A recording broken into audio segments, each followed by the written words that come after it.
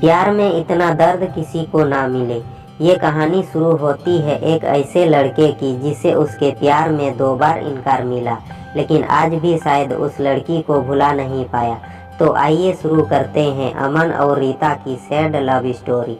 अमन पढ़ने में थोड़ा औसत और लड़कियों के मामले में थोड़ा कच्चा था। उसकी मुलाकात 11वीं स्टैंडर्ड में रीता से हुई। रीता पढ़ने में अच्छी और अपने भविष्य के बारे में बहुत सोचने वाली लड़की थी। धीरे धीरे 11वीं खत्म होते होते वो अच्छे दोस्त बन गए थे और 12वीं में अमन ने रीता से अपने प्यार का इजहार कर दिया, लेकिन रीता ने इनकार करते हुए बड़े प्यार से उसे समझाया कि इससे हम दोनों की ज़िंदगी खराब हो जाएगी, क्योंकि हम ना ही क्लास में पढ़ाई कर पाएंगे और ना ही घर पर। अमन को रीता की बात थोड़ी बुरी लगी, लेकिन फिर उसे समझ में आ गया कि रीता सही कह रही है और उसने अपने भविष्य और पढ़ाई पर फोकस करना शुरू कर दिया। और अब अमन किसी भी लड़की से बात नहीं करता था, यहाँ तक कि रीता से भी नहीं, क्योंकि उसे लगता था कि वो जब भी रीता से बात करता है तब उससे अच्छा नहीं लगता था, क्योंकि कुछ दिन पहले तक रीता उसे कुचलती थी और आज वो उससे रिजेक्ट कर चुकी थी। और अमन इन सब बातों को नज़रअंदाज करते हुए अपने इंटरमीडिएट की परीक्षा में मेहनत करके पूरे स्कूल में फर्स्ट आ गया। बाद में अमन रांची के एक कॉलेज से बीटेक करने लगा और वहाँ भी वो किसी लड़की से बात नहीं करता था, क्योंकि रीता ने उसे जो भी बातें कही थी कहीं ना कहीं उसके दिल में बैठ गया था। और जब भी उससे कोई लड़की बात करने आती तो वो मुंह मोड़ लेता।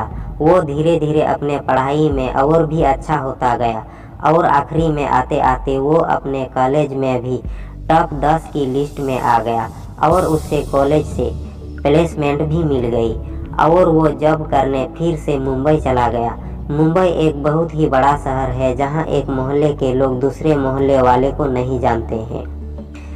वहीं जब अमन ऑफिस गया तो उससे वहाँ रीता दिखी, लेकिन अब रीता के लिए उसके दिल में कोई जगह नहीं थी और इसीलिए वो हर बार रीता से छिपता रहता।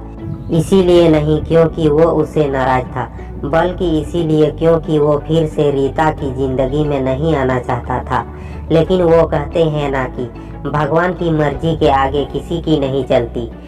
एक दिन ऑफिस के कैंटीन में रीता ने अमन को देख लिया और उसके पास जाकर उससे बातें करने लगी।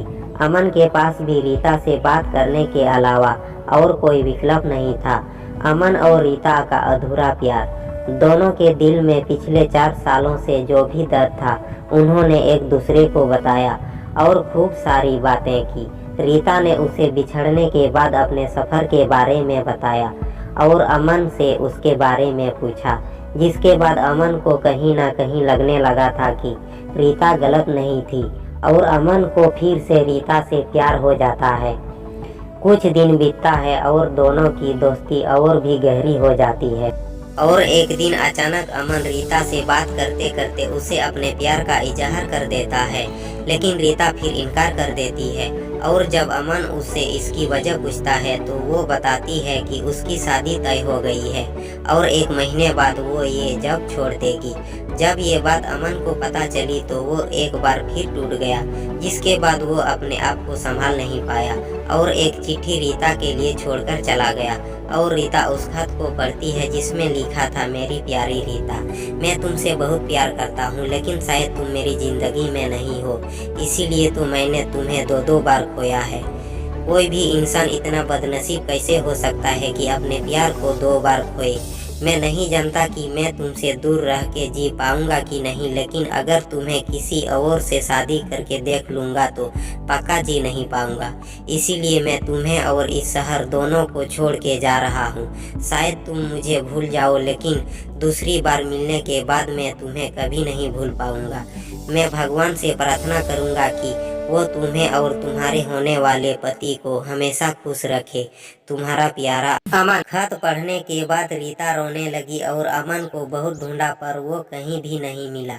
और बाद में रीता ने अपने परिवार की खुशी के लिए अमित से शादी कर ली, लेकिन रीता को आज भी ये बात हमेशा सताती रहती है कि अमन कहाँ होगा, किस हाल में होगा। यहाँ तक तो उसे ये भी नहीं पता कि अमन जिंदा भी है या नहीं।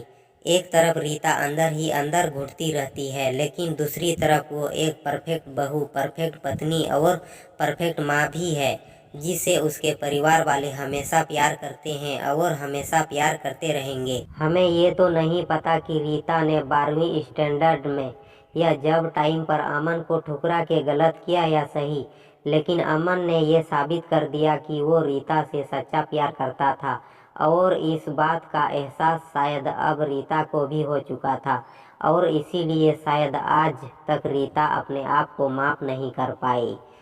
तो दोस्तों, हमें उम्मीद है कि ये वीडियो आप लोगों को पसंद आई होगी, तो हमें कमेंट करके ज़रूर बताना और चैनल पर नए हैं तो सब्सक्राइब कर देना और वीडियो पसंद हो तो एक लाइक कर देना। ये वीडियो देखने के लिए आप लोगों को दिल से धन्यवाद। जय हिंद दोस्तों, वंदे मातरम।